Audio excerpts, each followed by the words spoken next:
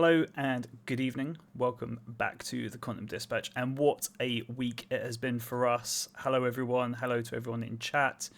Hello, CJ, GFA, and welcome to the channel, Mr. Dan McCabe. How is Hello, everyone everyone. doing tonight? Good. How's everyone else? I'm Feeling exhausted. good. Okay, let's start with you. Let's go straight into it. I am utterly exhausted after that week. I mean, we had all those bar citizens back to back and just everything being so hyped, all the energy that was surrounding the community and just couldn't be contained. So it was just cutting down that sleep. And yeah, then we get to here and it's been crash the last couple of days. Sat at work, falling asleep, relying solely on coffee to get me through. How about you? CJ, how you been feeling? Good, very good. Contrast. I feel good. Everyone's come back complaining they got a bit of the flu. I went there with the flu, and my flu's gone now, so I think we're all good. Yeah, amazing weekend, to be honest. Great weekend. I did think that someone was going to mention my attire this evening, and I'm really disappointed no one's brought up the fact that I'm sitting in a really stupid, bright pumpkin. Literally less than 2 minutes into the stream, and like he's already sad no one's brought it up. Yeah. I was literally about we to can't as well. see we can't see your shirt because the sniper glint off your forehead. Wow. Yeah, no, I forgot you guys were up there like the Wednesday or whatever it was before, right on all those bar citizens leading up. I only arrived on the Friday, so I'm not as tired as you guys. So, How are you feeling, Dan? Honestly, it's like I've been at Cloud for a while now, so I've heard about how CitizenCons are, but then like we knew this one was going to be way bigger,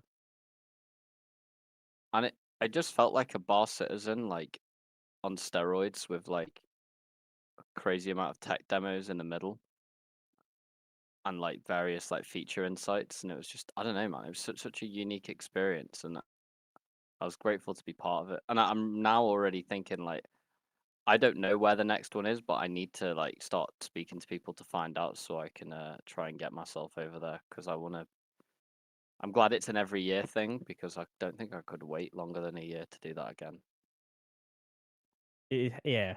It was such a crazy experience for us as well. I mean, it was my first sitcon that I've attended. Did you say that was the first one you've actually been to because it was over here, or have you been to the other ones? Yeah. No, I didn't go. Oh, So wow. I joined during the pandemic, and then we had the last one in LA. Of I didn't course, go it's to only that been one. So yeah, there's only been one since I joined. There was the online one, but I don't think you can really count that for like the vibes you get from the community or anything. Hmm. community That's seems good. to think that this has been the best one so far. That's good. I'm glad they think that. Yeah, there's so much they showed, but I think this year there was like emphasis on the stuff the players want. Whereas in the couple I've watched, it's been like what's the word? Like a tech demo building. Obviously, it's all been the lead up to building like Star Engine and stuff.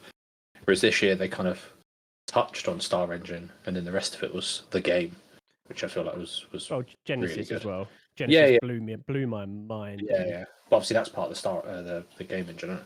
Yeah. So they did like the first half of the first day was the Star Engine sort of like stuff with like Star Architect and Genesis and all that sort of all those bits.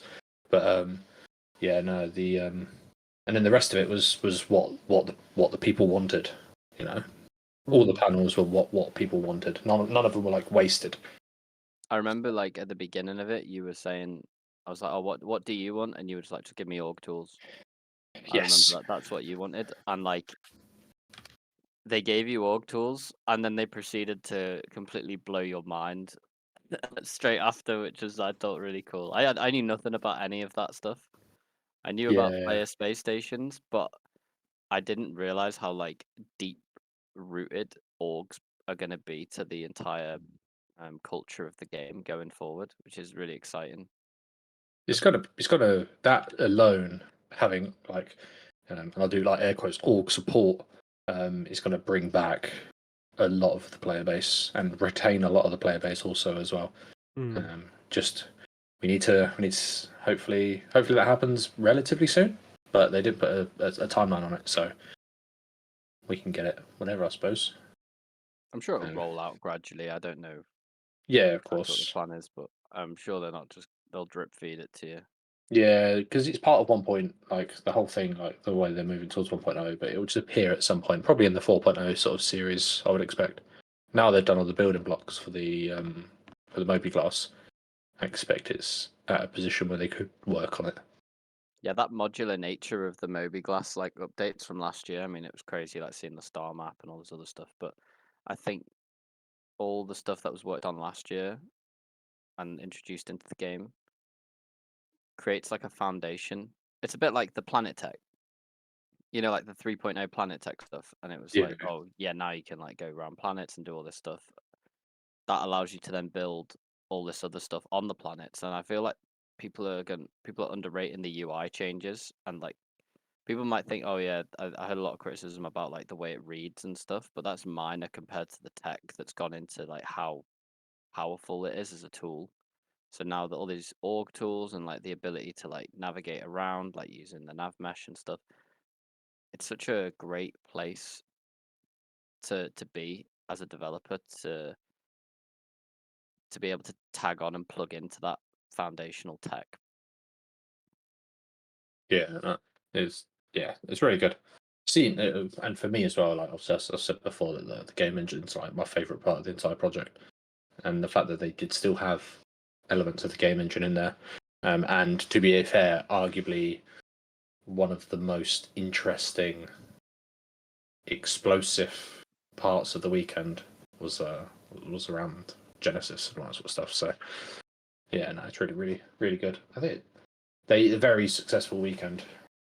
Usually, like Reddit and that is filled with all of this con stuff, con that, but I think it's been relatively quiet since. What about you, GFA? Yeah, I was gonna ask Dan actually with regards to Genesis. Like, is there anything within the Genesis that your team like can use to help?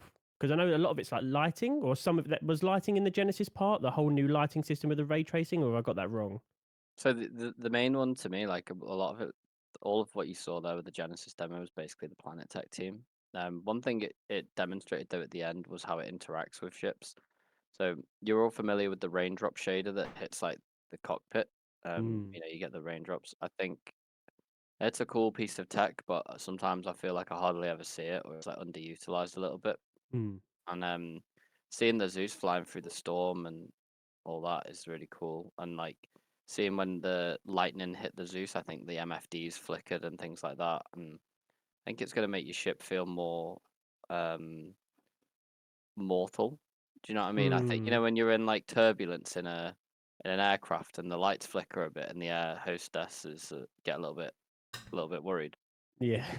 I think Yeah. I think it'll be quite fun to let's say you're like a new player and you've got on the ship with like someone who like I don't know, like one of you guys, right, in like a really cool ship. You're gonna be really scared, and like the pilot is just not worried at all, flying through the storm while all the lights are like flickering and like big turbulence and stuff. Hardly any visibility, and then you play like in the Aurora there, getting shot down by like powers of shields or however that came about. There was so Really much cool. information in this clip that for us to take in, I didn't even see this lightning strike on that attack. Oh, I did don't you not? actually. I don't know. I was So. watching the tarpaulin, seeing things moving around. Yeah. Oh, we just remember the video. Yeah, the video down a lot. I think what you said about the turbulence and all that sort of stuff. Finally, you guys will fully understand what it's like to fly Drake. We've had this tech for years, bro. Have you played? Has anyone here played Sea of Thieves? I know you have, Pete. We're both Yeah, Pirate I love it. Legends. Okay, you know when you go into a storm and like you just shitting yourself because there's lightning hitting your boat, panels flying off, you're starting to flood. Yeah. Like it was that kind of vibe flying into the storm. It was like, yeah, this gives me that anxious feeling, like you say, of like, oh, anything could happen right now, even if it's just like an electronical malfunction. Just yeah, that whole segment blew my mind because Pete called it. Pete said to me, "Oh, I think the lightning's going to hit the aurora," and I said, "No way, they're going to be able to simulate like lightning strikes midair." And then suddenly it just happened, and I was like, "No way!" Oh man, I was absolutely stoked. I've been looking forward to like weather fronts for the longest time, and seeing it look even better than I imagined. Like the water filling up the footprints in the mud, like becoming Yeah. puddles, and then the reflections of the light off of the puddles. Like there's no other game in the world, to my knowledge, that can pull that off, other than maybe Red Dead 2. But I don't think even they did that level of detail, and that I was a think very detailed game at the there's time. probably a few games that can do it, but they don't do it like systemically. So, like for example, Benoit was talking about how this is all dynamically driven. Hang on, the Aurora's about to get hit. I'm gonna... Hey, you need to pause for He's gonna this. get hit, and then watch the reaction here. His face, man.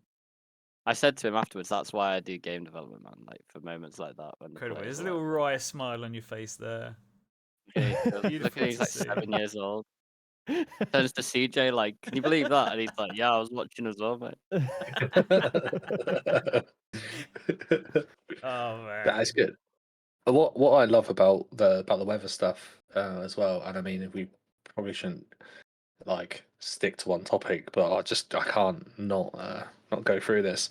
This is all they've shown as well. So they've got this tech that can do like this really harsh wind and lightning strikes. Right, what's next? Like tornadoes, hurricanes.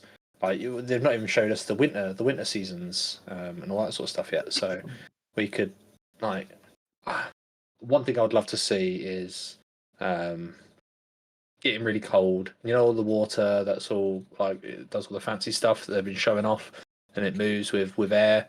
If that sort of like freezes later on down the line and stuff like that, or the way that they could do the weather side of it. This And is I'm like what I was talking about earlier about like if you develop a system properly, it allows you to put in extra features that yeah, allows for a world of overscoping, I guess. Because if you have like new ideas to get tacked in, so for example, we've got remember Cloud Tech? I can't remember how many sitcons ago it was, but we showed the new Cloud Tech, and it was insane. And now that new Cloud Tech is being leveraged to do like this dynamic weather. yeah, And then the Genesis demo was demonstrating how the topology of the planet, the temperature of it, the season it's in, like where oceans are, like is what generates the weather front, which means no work has to be done from a dev. Like in Sea of Thieves, it's probably just like a randomly generated thing. Like it's probably probably way less advanced. Do you know what I mean? Yeah, oh, by the far. storm, it roves around the map. You can see where it is.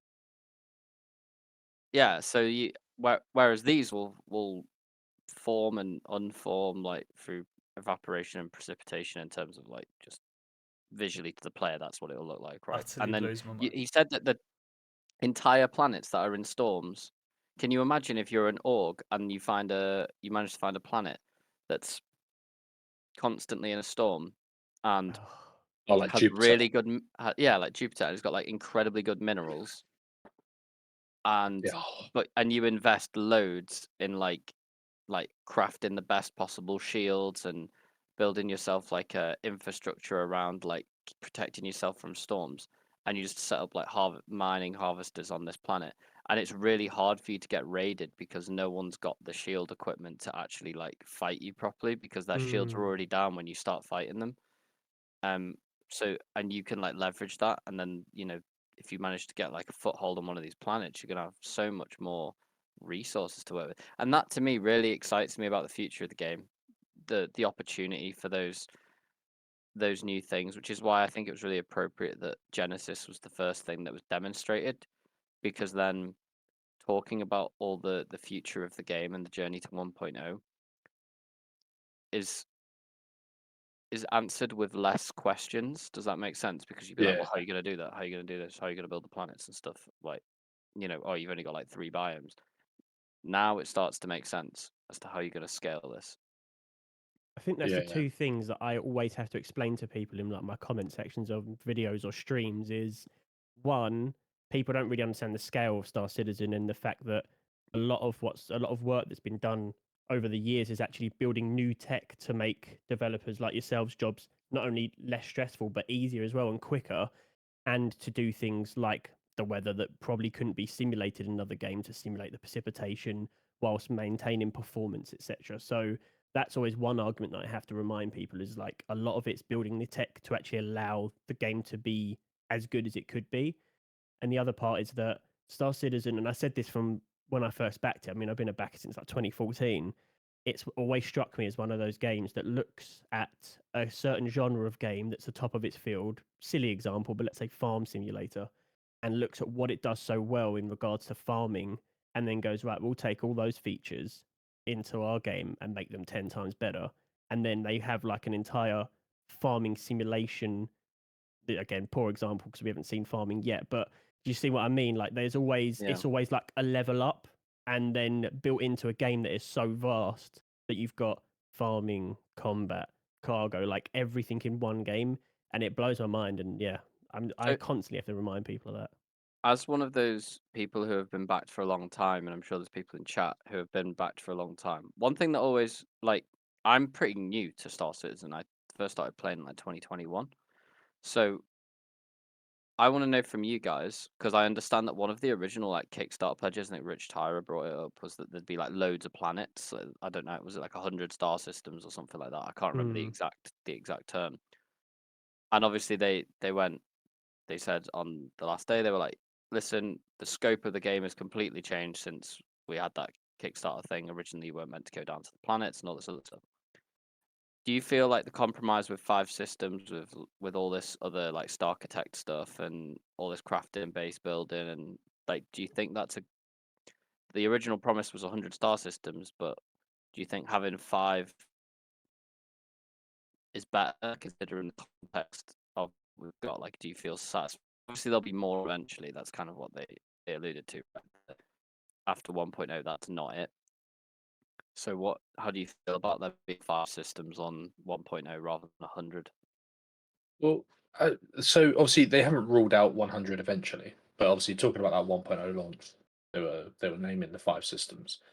I think if it's an issue or not will depend on how they excel with server meshing. Because if they can nail server meshing for that, and you're talking 10,000 plus whatever the reach of server meshing is going to be, 5 systems may get too contested if there's too many people in that. But it depends on how well it excels. If it doesn't get to an amazing, I say don't get to an amazing state if it's got like 2,000 players on it. That's still class, but I think it depends. If I do think they it's important to think about scale, though. I mean, things like landing zones and stuff are an obvious like point of concern, but things like base building specifically, if you have, let's say there's like how many people we got on Earth is like 7 billion now or something like that, and we all yeah fit on a relatively small planet with plenty of wild space. Obviously, we live in like pretty vertical cities, most of us. But there's never really been a concern for me that there'd be enough space for all players because we are literally working in planets. Do you know what I mean? On a planetary scale, like I think yeah no that's what gives me confidence that we won't really run out of space. And by some miracle, you do manage to run out of space. I think people forget how big a planet is. You know what I mean? They are massive. So, and there's 100 kilometers between points of interest, is what they said. You're not yeah going to find, no one's going to build a base like, maybe I'll eat my words and I hope I do, but no one's going to build a base that's like 100 square kilometers. You know what I mean? They might build a network of bases that are that big, but no one's going to build like a single cohesive town that's that big, right? And if they do, no that's insane. Challenge accepted. yeah Yeah, challenge yeah. accepted. You have a lot of crafted to do, boys. Yeah. Well, if you come around to building, it's going to be like, how far can I place this building from the main building Yeah. for it to still be classed as a quite a dense sort of build? But I think like one of the biggest factors, if it's going to be too big, yeah, the exploration side of it, like going out, not stumbling across someone in the verse. But I think with all the systems, there needs to be obviously enough like cities and location, like larger locations that players are going to congregate at. Obviously, the way we've got it now, if we did server meshing with 1,000 people, like we have done before, you end up with like 40, 50 people on one tram, which will be quite busy, and that's minor. Like server meshing, I think the scope of what they want is a lot bigger. So as long as across 5 planetary systems, there's plenty of like cities to go to and stuff like that. Then I don't think it'd be bad. But it depends. One patch, everyone might just for some reason, if they introduce something new in Crusader, or was it Castro? The what's the station called when they Sherman. Sherman, when they release Sherman, everyone's going to choose that as a respawn point to start the game Yeah. because everyone's going to want to see it. So you're going to be looking at like 10,000 people logging into there simultaneously. Then Sherman it's looks going to get insane, hot, It does. Incredible. very hot. Yeah, it's Ye- amazing. You know the Sherman stuff that you see here. This was all done by one concept artist. Maybe had a bit of help from some others, but the vast majority of it was done by one guy, Dan Chong, and Wow. We was absolutely we was told, outrageous work for his first Yeah. yeah, we was told he's junior as well. He was a junior, rightfully, Crazy. Yeah, rightfully not so anymore. yeah. Jeez. Absolutely incredible. It's stunning. I'll be honest about the 5-star systems because I have a bit of a unique point of view on it. Go on. I'll say that when regards to how populated they are, I think it's fantastic. I think you cannot go wrong with that. I think the only like it's more than enough gameplay for everyone in the game and more than enough space for base building. Um, I think the only problems that we'll run into is how quick other systems can be added, and the only reason I say that is because the idea of like the Carrack, for example, or any exploration ship is about finding other planets and systems. I mean, the Carrack and the Terrabin is supposed to map jump points and map places to jump in the universe. So if there's only 5 places to jump to in regards to mapping jump points, it's kind of then not obsolete, but almost a bit pointless if there's only 5 options. So I think that is where players will run into having an issue of only having 5 and not 100. But I think it's a minor issue in regards to I having mean, I fleshed would out say plans. though that like that's a problem anyway, right? Because let's say you did have 100 systems, like it would take the players less than a week to find everything. Like in terms Yeah. of they would have visited every system in a week, and probably. Do you know what? If you have enough players at that point, you probably do it in less than an hour because they'd all just go in different directions. And you got like 1 million players trying to do something like that. They're gonna find it very fast. Yeah. There's gonna be some guy who tries to speed run visiting them all as well. I think for me, the exploration gameplay gets really interesting when you think about Star Architect and how many points of interest on each moon and planet there's going to be. Mm. Obviously, when it scales, like I think it's safe to assume that there'll be more content after 1.0. So hopefully, then like the exploration gameplay can go more into Stellar. But I think there's going to be plenty of stuff to see. Like you heard about the miners. When they have like a mining settlement, there'd be like caves nearby and things like that. Mm. Yeah, There's going to be tons of caves to look around. But yeah, I do see what you're saying about the like mapping of wormholes and stuff.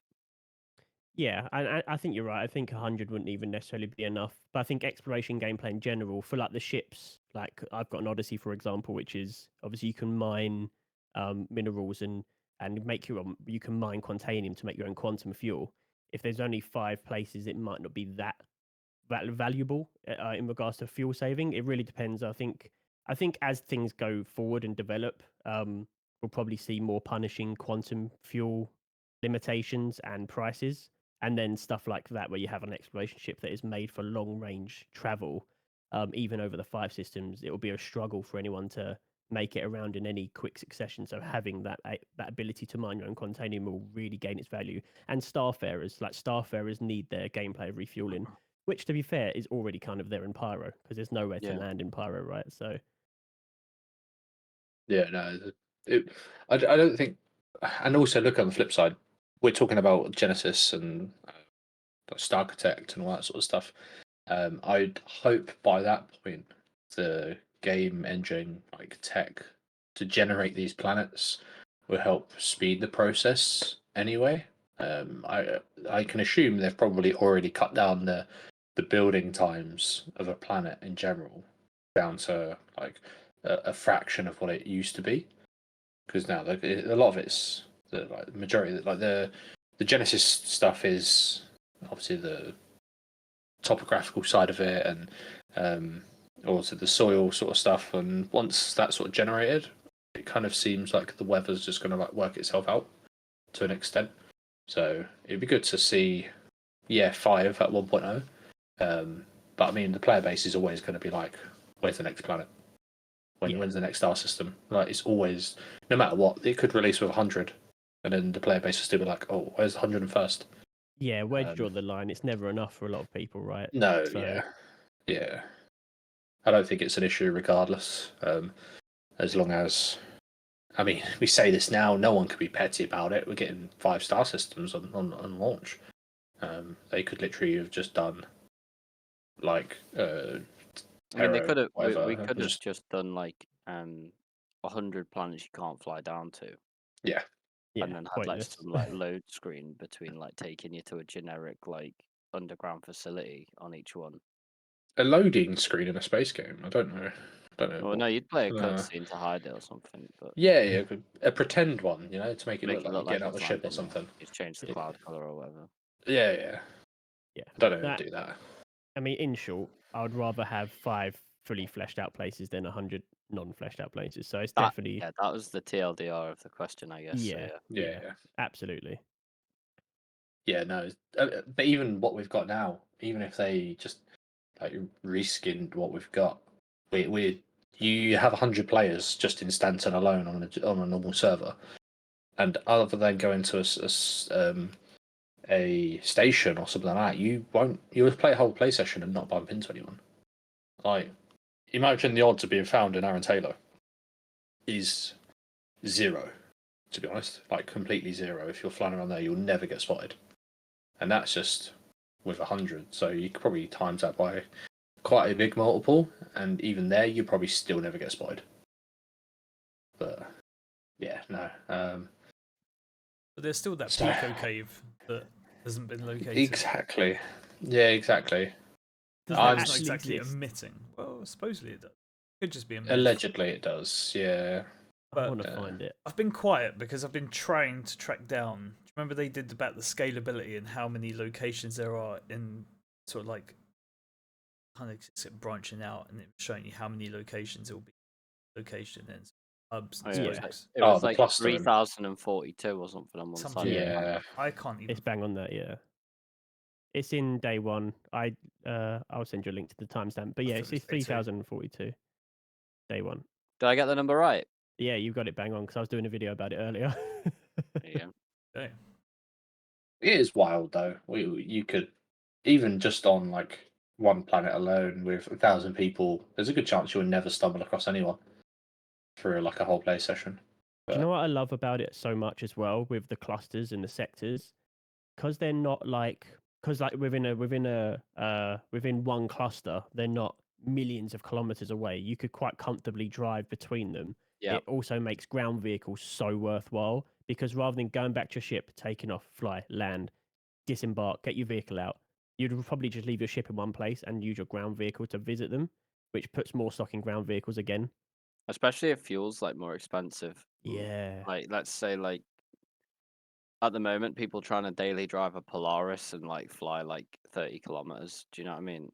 Hmm. Where well maybe like 10 kilometers. You know, just from like spaceport to the Commons or something like that on Microtech, and they're like flying like an 890 jump there. Like hopefully they find a way of making it so it's more viable for players to drive.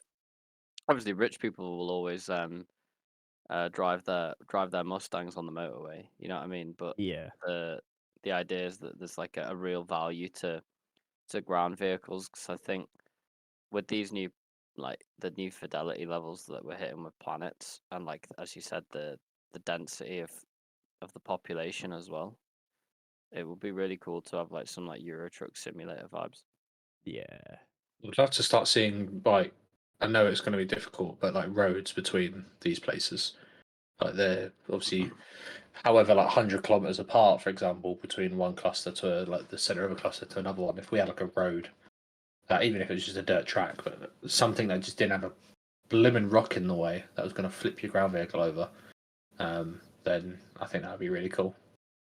I'm going to start using my MPV, like my cargo now, just to go to the little locations, throw some stuff in the back, and then fly back to my to the Polaris that's going to be sat in the middle of the cluster.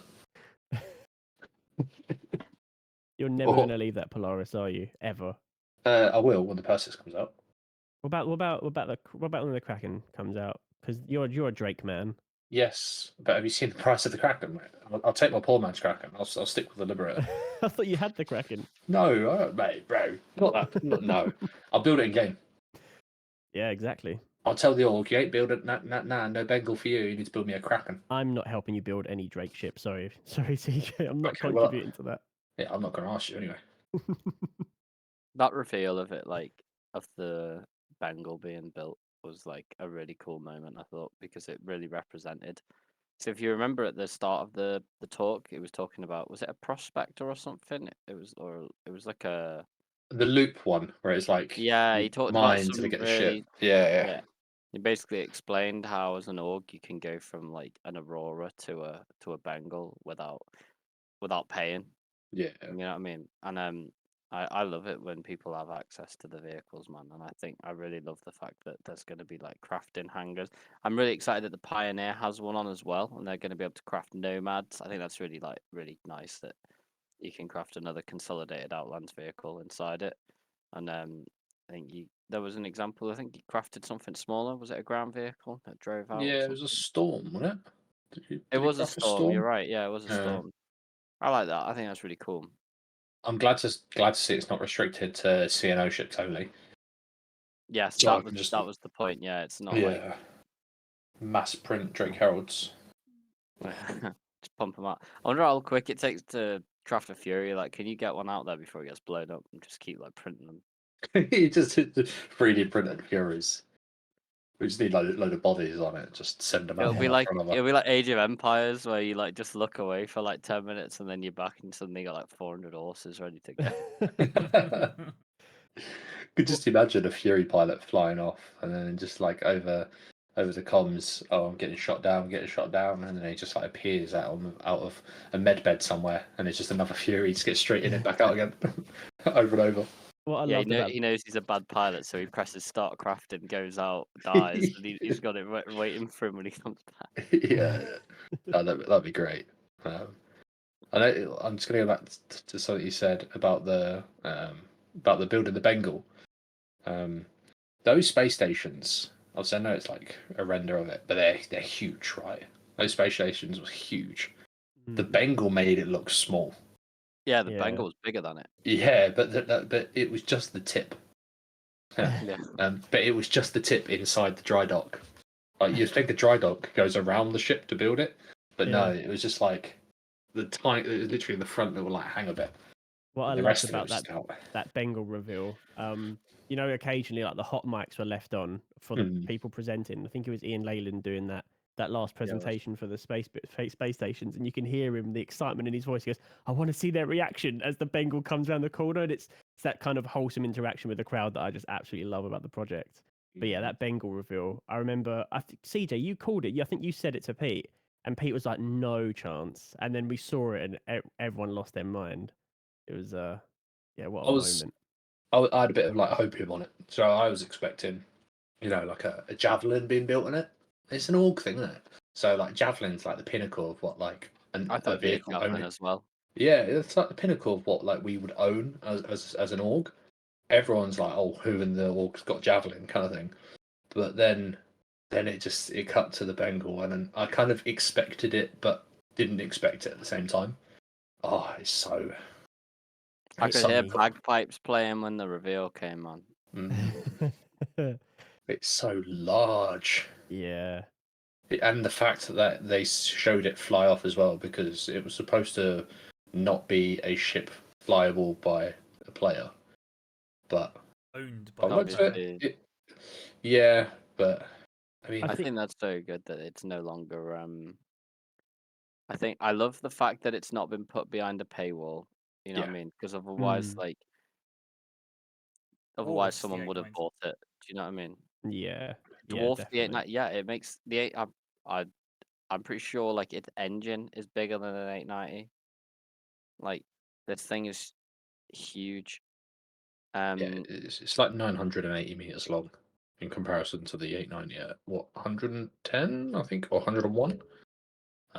Yeah, so this But is seeing that is just like so exciting for me as a dev that like the pinnacle of the game isn't purchasable. It's going to require significant teamwork from Yeah, players to establish that.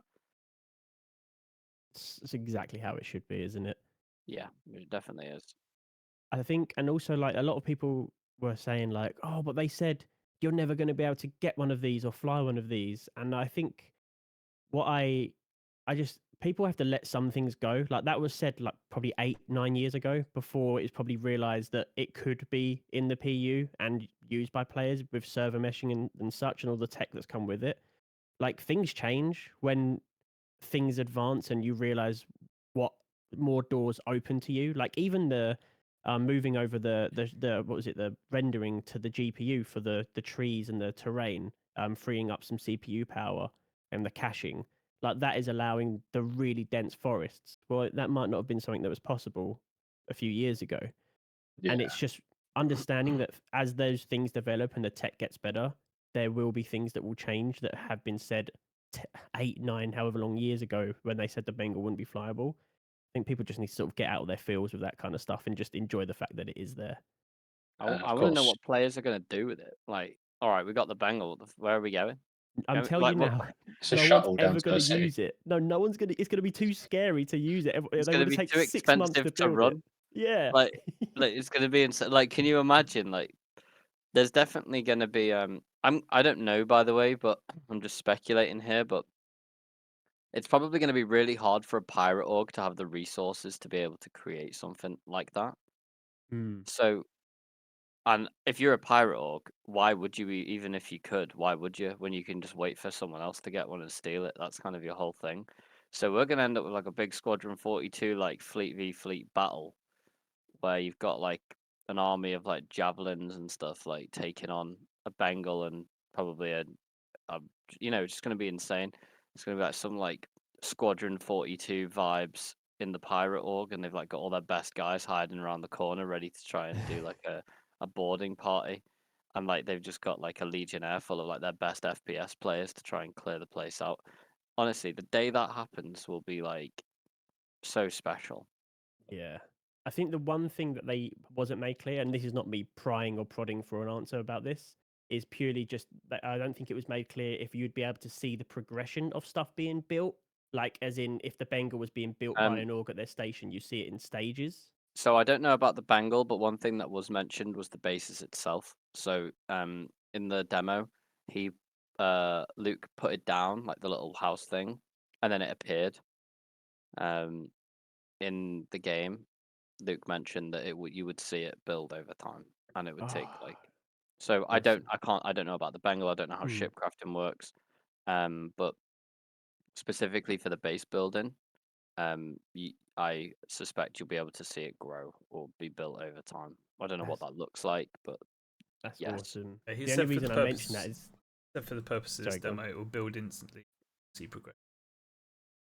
Yeah, I guess I'm talking specifically with the ships. The only reason I say it is because if you see an org building a Bengal at their station, you might go back to your org and go, okay, guys, so and so org is currently in the process of building a Bengal for the next however many months it's going to take to build it. We need to figure out to launch an attack to either destroy it before they build it, and they're going to be defending it for months, or it's going to be wait until it's built and then steal it. But either way, that gameplay element of going and rumors going around the verse that so and so org's in the middle of building this big ship.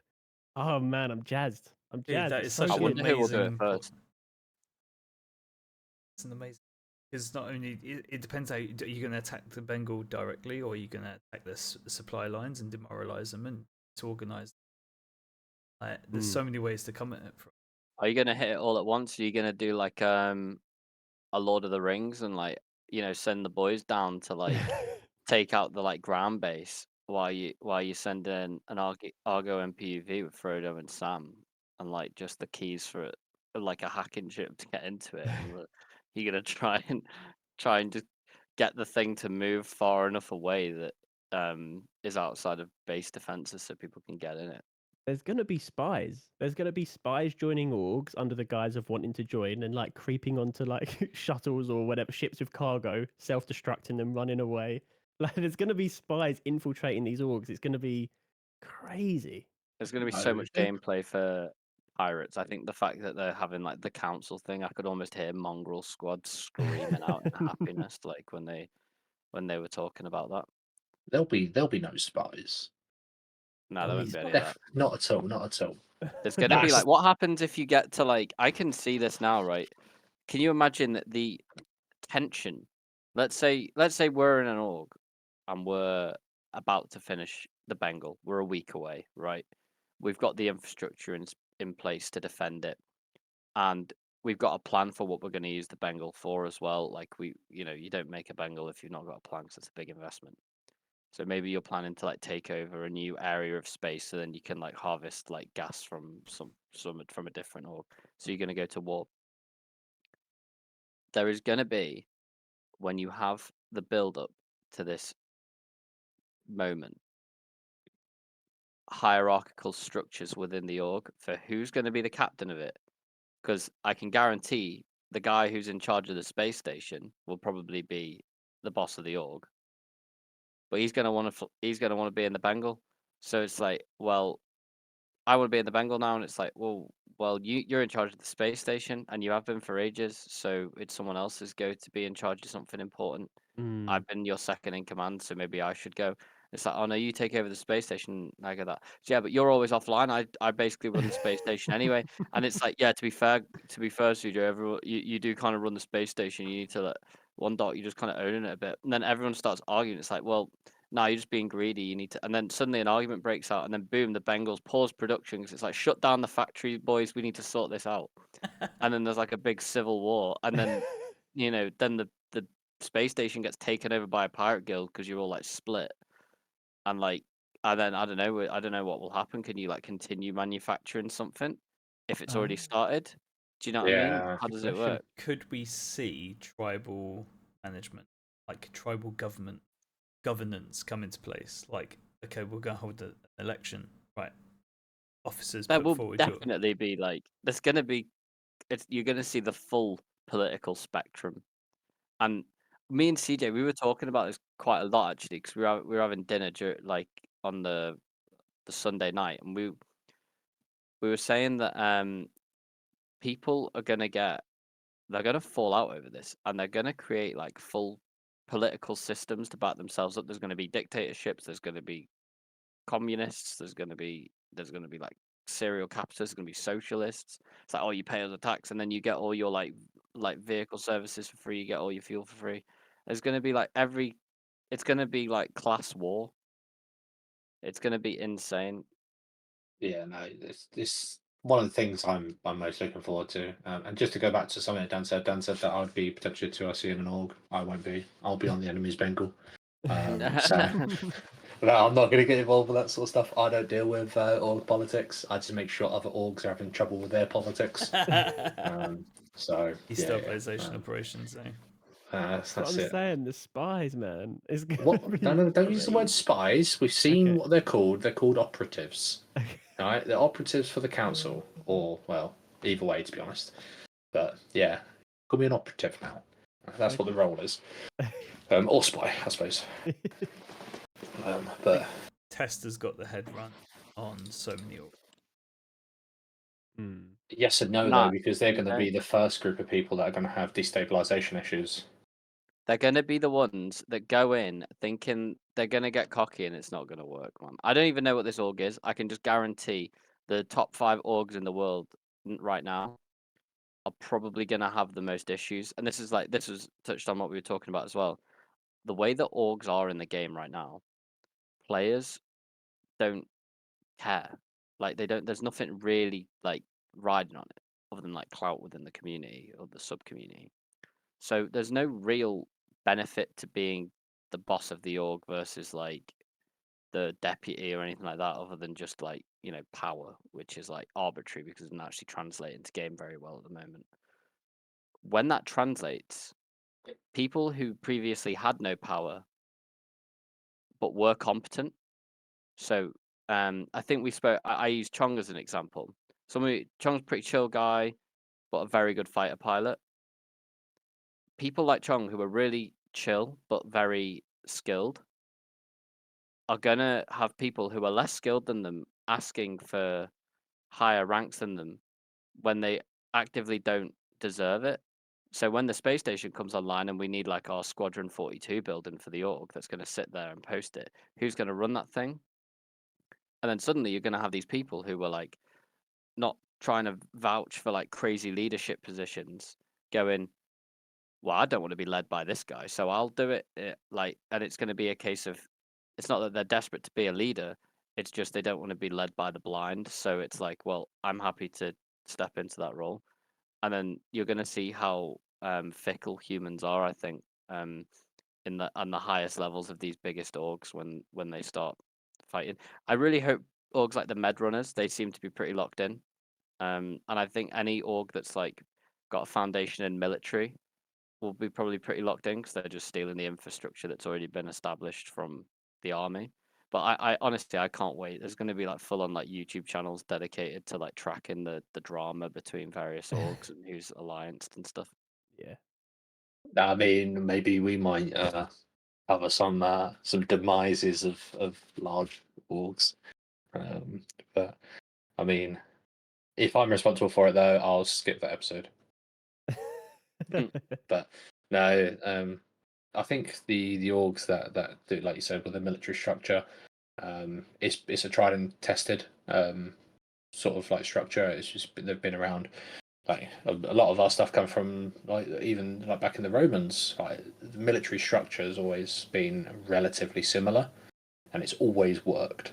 But I think one of the key point you touched on there was, for example, Chong. He's an incredible fighter pilot, but if he's in charge of his own wing and ends up being in a position of command, that position of command is supposed to be somewhere that's an overseer of that wing, which then means our best pilot has now been taken out of a pilot role and put into a command role. So you're gonna get like he's gonna be training, yes, great. He's gonna be like teaching his skills downwards, but because he's so experienced and good at You're his job, taking that talent out of the pool. yeah, exactly. Now you're gonna dilute your skill pool, and then what do? Do you leave him there? Like we have this issue with the military. If you're really good at your job, there's a potential that your chain of command won't want to post you and won't want to vouch for your promotion because you're going to promote and move on, and you're not gonna get that promotion because they want to keep you in that same place. Because as soon as they promote you, you're gone. Yeah. So it's one of those things where like are people going to want to promote people like Chom because he's good at his job and they're going to want him to keep him there? But yeah, It's interesting, isn't it? I'm sure there's different infrastructures that are going to be applied to every org and of different sizes because there's going to be like orgs that are like just doing it genuinely for fun. yeah, I think orgs like the Med Runners are going to really. I struggle to see how they won't be successful. I think they're just going to be ones that benefit. Like there's a Project Zomboid streamer who always does like these 200 player challenges, and there's this guy called Doc who always enters them. It's like a free for all, like you can kill whoever you want, it's like last man standing thing. And there's a guy he's been in all of them, and he just plays as a doctor. He doesn't get into the politics, doesn't get into the drama. He just is there to like help heal players and stuff. And he's won every single one because in the final firefights at the end, they're all killing each other and they're refusing to kill him because he's healed them earlier in the game. And the other team won't do it, so then they end up killing each other, and then he's the last guy standing. And I think Med Runners are going to be in a place where everyone respects them, and everyone like they've probably helped every org at some point, or people in every org at some point. No, don't open fire on the Med Runners. Like they saved our commander once when he had tons of loot or something, and it's like okay, we've allied with Med Runners. Like a Med Runner's going to have like the longest ally list in the game, and I it'll be really interesting seeing how those kind of like Switzerland's end up being. It depends though, because if two of their allies are fighting, and they have to heal one, or do they heal both, or do they heal neither? Because that But could that's the thing then. in this Zomboid thing. The guy heals both. He doesn't Okay. he doesn't discriminate. He just heals the first one he sees and then goes to the next one. And because everyone in the community recognizes him, and with the you saw in the thing they had like liveries for ships and stuff like that with like the symbols on and stuff. Hmm. Everyone's gonna be like, oh, that's basically an ambulance. I'm gonna shoot an ambulance, are you? It's like protesters and like riots. They'll still move out the way for an ambulance even if they don't agree with the situation. Okay. Sometimes. Sometimes, Yeah. but Yeah. it's No, just an interesting situation, isn't it? Yeah, that'd be It- really interesting. it goes back to touching on the org tools though, having that ability to set people as friendly orgs. Love that. It's going to remove a lot of unnecessary combat. But then, and you can, I know it's against TOS, but you can say it because one of the people on the panel said it. The KOS list. There's going to be people now that are just going to be actively hunted on a KOS list because of an org affiliation. Yeah, but it won't be KOS because there would have been previous beef, which Yeah. it's just going to be an ongoing thing. So it's like you just fell out at some point, and like I'm assuming to like be marked as an enemy, you don't do that lightly. Do you know what I mean? I'm assuming Yeah. if you're gonna like declare war on another org, that's gonna be like it's probably start with some negotiations and stuff. I don't know, man. I'm just so hyped to see how the orgs Yeah. interact with each other. No, it's so good. You got to be careful as well, because if you declare, it's going to be. I don't know if you guys have played Civilization, but it's going to be like if you declare war on an org that's affiliated with an org that you're affiliated with, and that you rely on them for certain cargo commodities. Like, let's say you have an org that delivers all of your ammo, and then you go to war with one of their allies. They might say, "Well, I'm not going to supply you ammo anymore because you're at war with our allies, and we're sticking with them." Or we just want to stay out of it, so we're not going to supply the ammo to either of you. And you just have that kind of hierarchy of orgs in their with their alliances, that maybe you'll have these stipulations to declaring war on another org. There'll be problems, and there'll be, I can't think of the word, but repercussions basically from other allies. Oh, it's going to be so good. It's going to be so good. What do you guys think of Pyro? Because obviously, like, it's kind of overshadowed a little bit by this 1.0 kind of road. Well, it's not a roadmap, it's more like a deliverable list. Do you know what I mean? Like the way that how long that takes and the order it comes out in hasn't been established. But the 4.0 is still a thing. That's going to scratch your itch. Because I always, after CitizenCon, I don't want to play the game because I'm like, well, how am I meant to go back to the game after this? But it's nice to know that we're going to have Pyro soon. So do you does seeing that get you excited for Pyro? Because there were times where in previous sitcoms where you were just talking about all the different Pyro places, the stations, like the jump points. Like you're obviously excited for 1.0, but Pyro's on the horizon now. So how do you feel about that? It's going to be cool. It's going to add a complete sort of different. It's the same gameplay mechanic, but it's going to change the way that gameplay mechanics change there completely. Like they've said that Pyro is going to be the highest resource sort of like area, highest quality resource area. So people are going to be driven to that sort of area now. And then obviously the way that certain ships are going to have. So I don't know how long the Galaxy is going to take, but obviously with the refinery module, certain ships are going to be refining sort of like on site almost. So a lot of the loop is going to be in one location, which is going to change everything now because people are going to go out mining, but they're going to be bringing a defensive like patrol at the same time, and we don't see that at the minute. People just go out with whole seas, or they go out with like moles with like no security forces whatsoever. So it'd be good to see the. It's kind of like how one of the complaints people have with the community is they're kind of the game they're forcing multi crew sort of like multi crew gameplay, org sort of gameplay, and a lot of people aren't happy with it. Touching on the fact that they released a statement about blades coming in 1.0, which kind of negates that to an extent, but like it's as much as people hate the org based gameplay, I think it's really cool. Like having an entire org like dedicated to like this sort of. There's plenty of people who play WoW and aren't Yeah. in giant guilds and don't raid every week, and they just do a profession and enjoy their profession, and then sell their stuff on the market to the guilds. So Yeah, there's exactly. no there's going to be, you saw that on the thing, the plan is to cater to PvP, PvE, and non-combat players, and I think that's really good. Like, you can literally just spec into being a racer.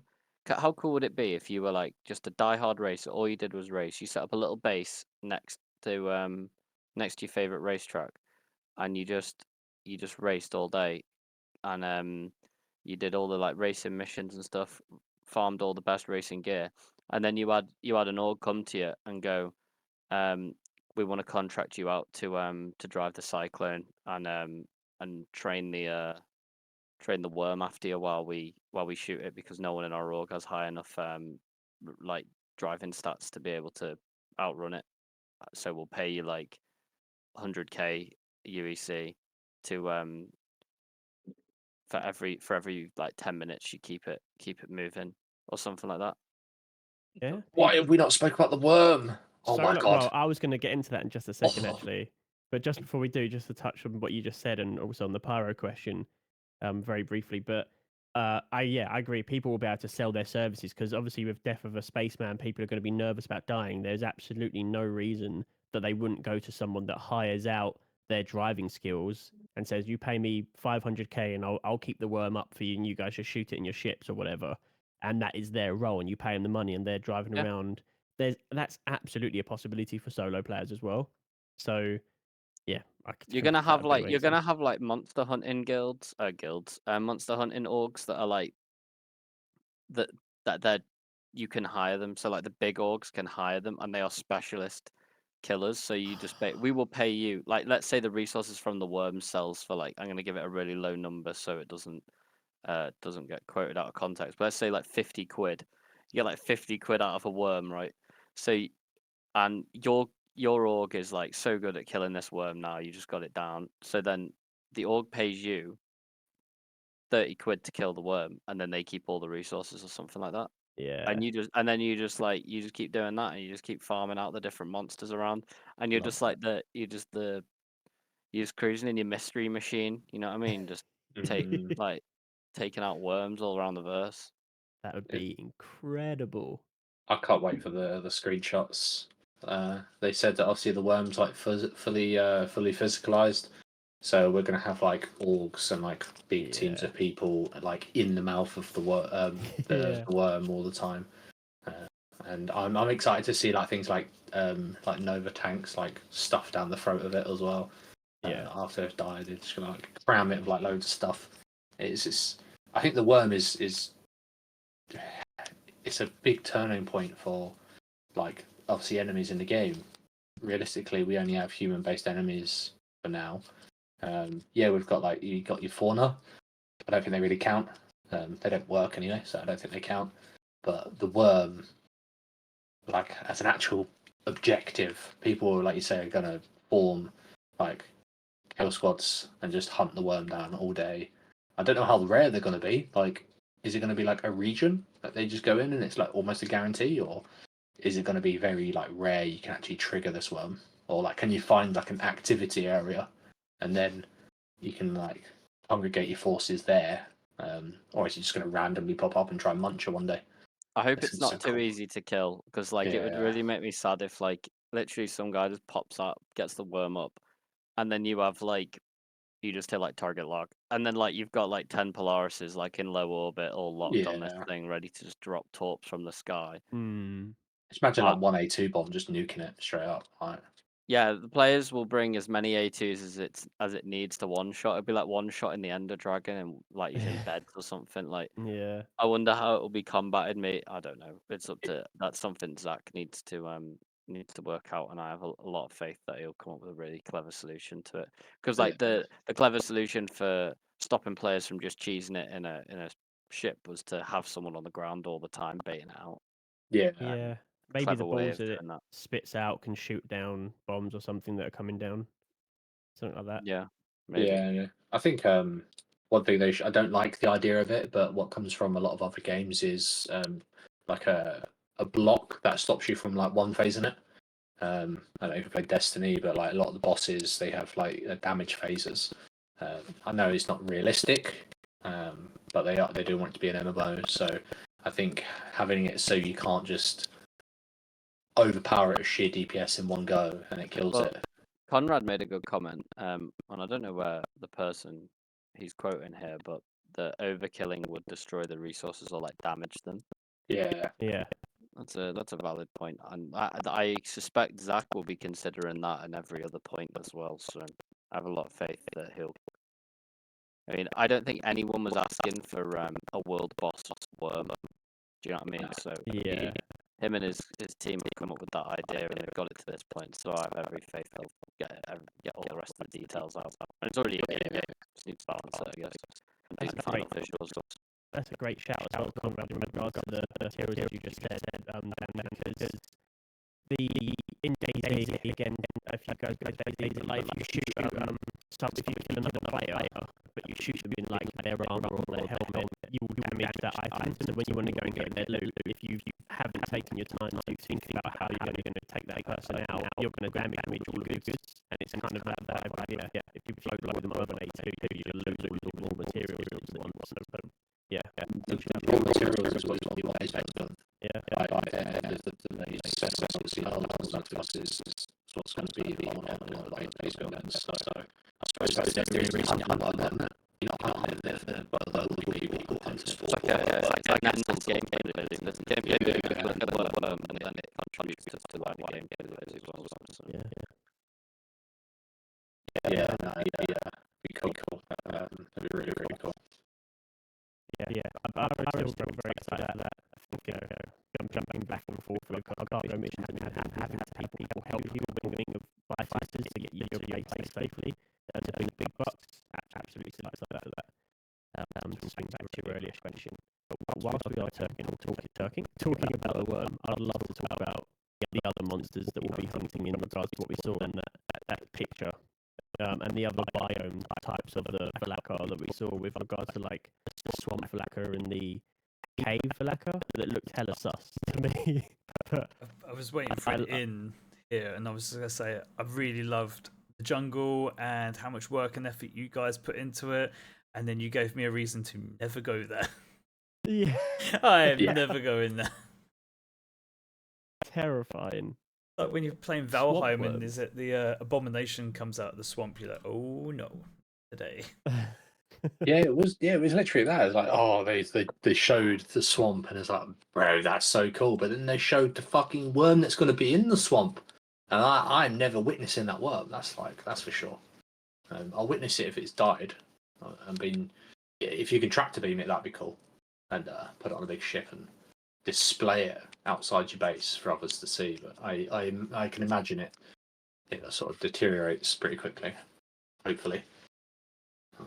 But I wish though CRG didn't update the Galactopedia before they announced it.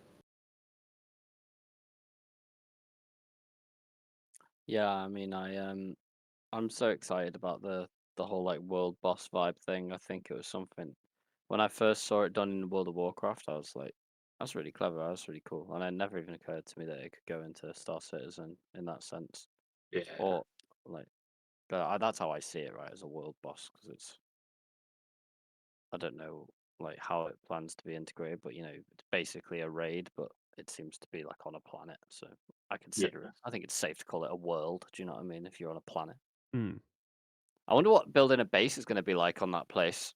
We're going to be like role playing Dune now, boys. Like walking like really weird and stuff. Like everyone's going to be asking me for that Aurora X-wing thing turns up on Reddit every now and then.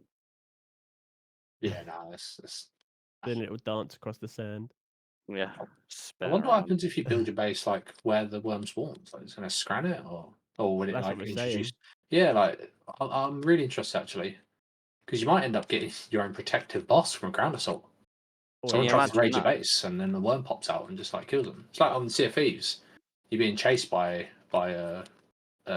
reapers, and then all of a sudden the Kraken comes out. Yeah, the Meg comes out, the Kraken comes out, and just starts scanning them. Yeah, That'd be cool. that'd be really cool. But then what's stopping it just eating through your base? Probably. Well, yeah, there is that one as well. Yeah. Yeah, that. What else? What else did they add on after that? Oh, I've got a whole list of CitizenCon stuff to go through, but it's all, I Oh. think Pete had a few things that he wanted to touch on specifically. Yeah. Well, we were going to talk about the week of bar citizens. Obviously, we're kind of a little bit out of time. We agreed we were only going to do an hour. We've already kind of blasted over that a little bit. But yeah, obviously, we ran the event at Fanboy 3 with the card game. Here are just a couple of examples of the cards that were on offer that day. Really enjoyable. We had loads of content creators come down. It was Crunchy, Zero State, Red Monster. They all come down. We had Yo Yo Meg, 30k Shane. Everyone come down, really got involved. I mean, Crunchy led one of the games fantastically.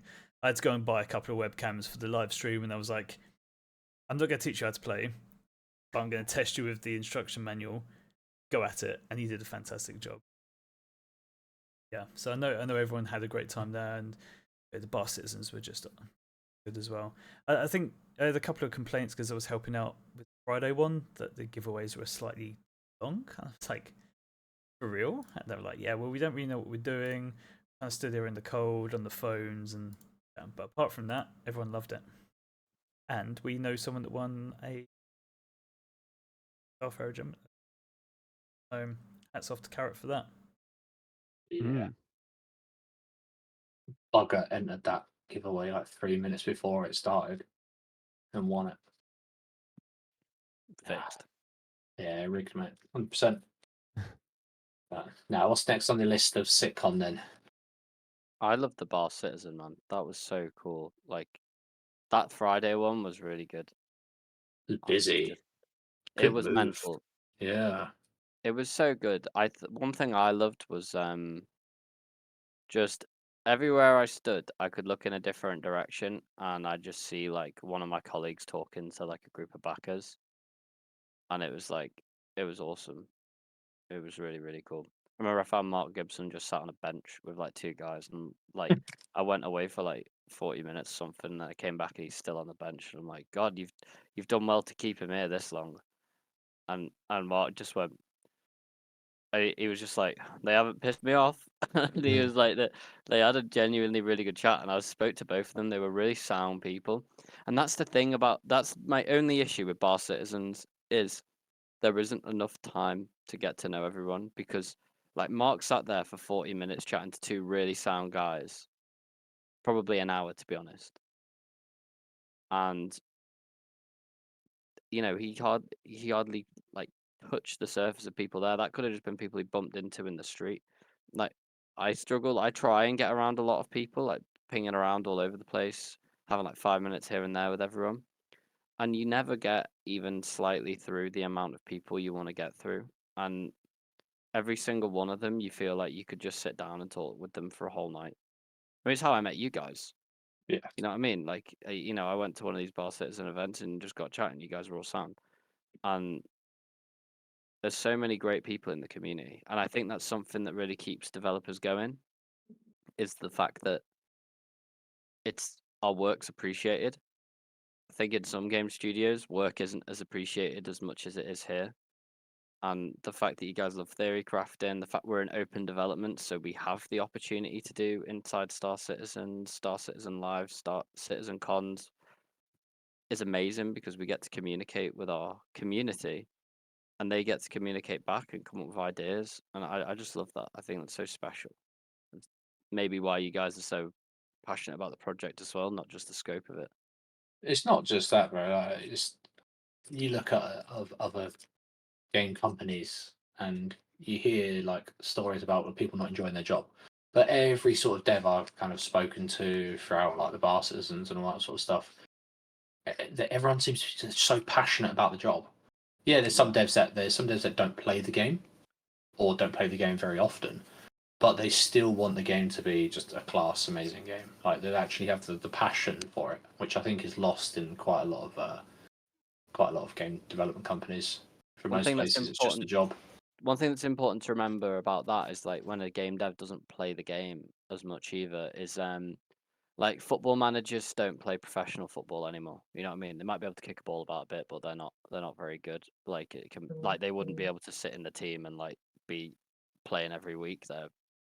They maybe used to, but that's how I see game developers. They're people who like really understand how to make a game, and they game a bit, but like their value lies in making it.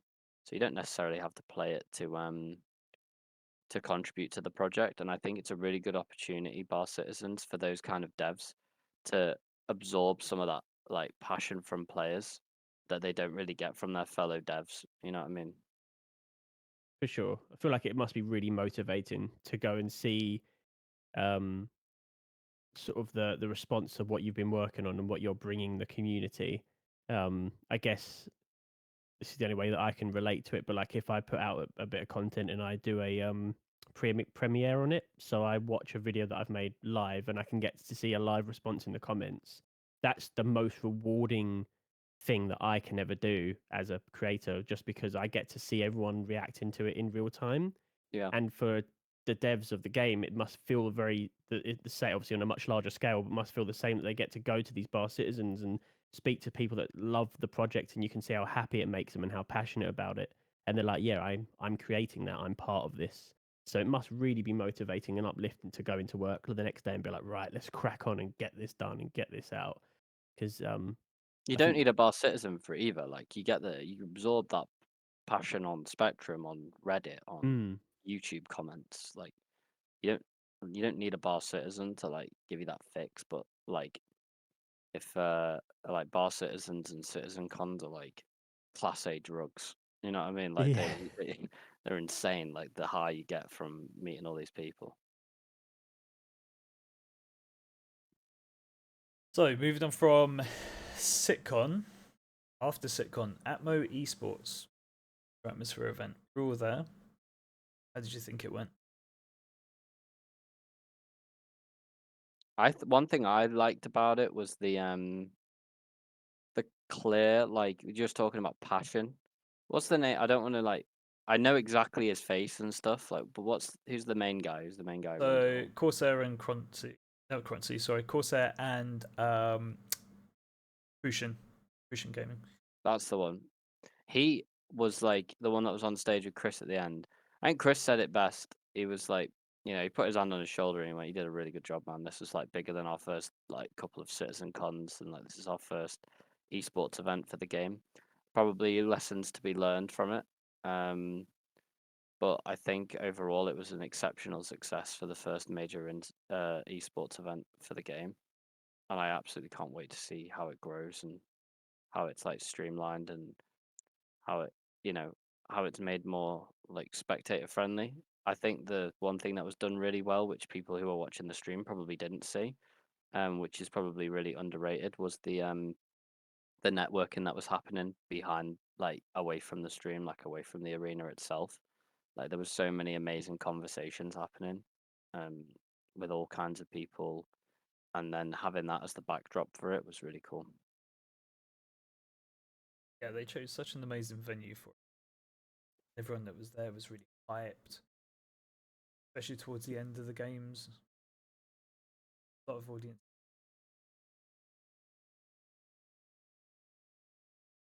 Obviously, It was a really good event.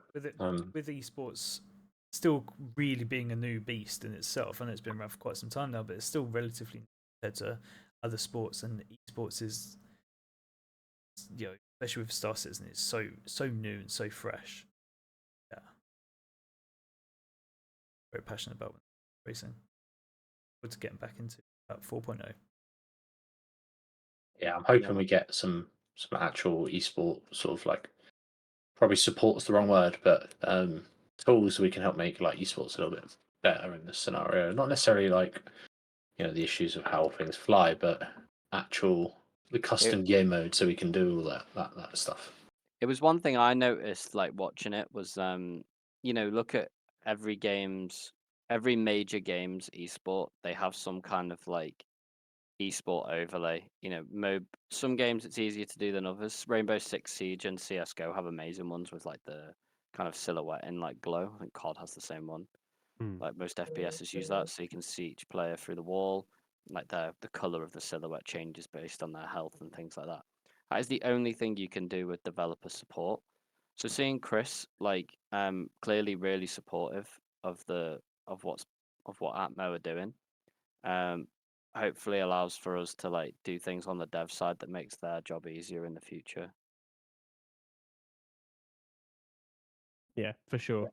Couldn't agree more. Like I think anything that can go into supporting the esports side of the game will be sort of appreciated, but not just by the people running it, but by also the contestants and all, I don't know if that's the right word, but contestants or the pros and the audience and the community. So it was awesome to see. Sadly, I didn't get to see tons and tons of it because I had to nip out halfway through and then sort of came back quite late. But I got to see enough to really appreciate it, and I do love going to esports events, and that was no different. The hype and the energy that was in the arena the whole time by both the commentators and the audience, and then just the professionalism of the racers and the fighters. Yeah, it was. I think get me some like FPS stuff when we can get some really cool FPS um esports in Star Citizen, and I'll be much more in like involved in it and focused on it because I'm more of an FPS person than when it comes to like competitive stuff than I am sort of a PvP pilot or racer. But yeah, just all round, absolutely love watching any esports. Where we Yeah, at? nice. It Yeah, is. yeah. I think if they obviously had the support for the esports, like I don't know about you guys, but when I was watching the Atmos side of it, I could roughly understand what was going on. But because I've done racing before, I can kind of understand how it kind of works. The fight or flight, I was a bit lost, to be honest. And it all kind of happened a bit too quickly. It'd be nice, like you say, a little bit of a like overlay afterwards, or even if there was some sort of like spectator overlay where you could see just Yeah, things like can you at a imagine glimpse, kind of thing. if there was like a top-down view of the map and it was like Yeah, projected like two-dimensionally and you could see the and like the casters will have more to work with then as well because they could analyze like how the players open, like do they fly in fast, like do they break, like what, like how do they move around, and I think the better your like the easier it is to understand what's going on, the better the casting gets, and then the easier the audience can understand what's going on, and then you get those awesome moments where everyone's cheering because a player makes a really cool play. Yeah. yeah. Or crashes into the final gateway on the last lap and gets overtaken because he has to Had to respawn. say that was something that everyone could see and everyone cheered because it was like that was a cool moment. Yeah, Hmm. yeah, no. We got Ash in chat hoping that one day people can log into the game and watch the races, sides of the tracks in the stands, social. That'd be I fantastic. mean, you can do that already, right? No. If you get like if it's done live, yeah. yeah, if it's on live, you can do it. But and I guess You're likely to well, get yeah, you shot can down do by it. security. What I think would be cool is, do you know, like in Grimhex, you've got the racetrack. If you could go to like a racetrack, and I think the way Arena Commander was supposed to be is, from what I remember, and I'm probably making stuff up, but it's supposed to be a game mode inside the PU. So you would go to the location, get in a suit, and then it'd like spark up like a simulation. I think that'd be really cool if you went to the terminals at Grimhex, logged on, and sat in one of the terminals, and it kind of like just rendered you inside the play space that was just like virtualized there, and you could like race around because then it'd actually give people a reason to go to that bar area, the uh, in um, in Grimhex. I think that'd be really cool because if there was a way to actually